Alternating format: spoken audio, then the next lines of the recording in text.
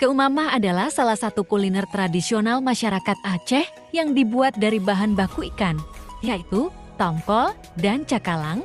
Satu keumamah terkenal juga dengan nama ikan kayu karena keras seperti kayu.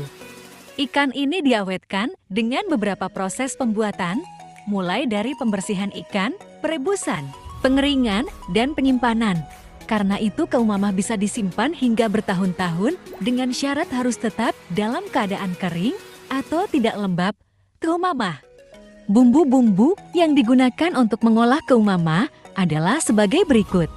Asam sunti, salam kojat, cabai rawit, dan cabai hijau. Keumamah hadir sebagai salah satu penganan utama yang dihidangkan saat berlangsungnya pesta adat atau kenduri. Selain memiliki peran penting dalam budaya masyarakat Aceh, keumamah juga memiliki nilai historis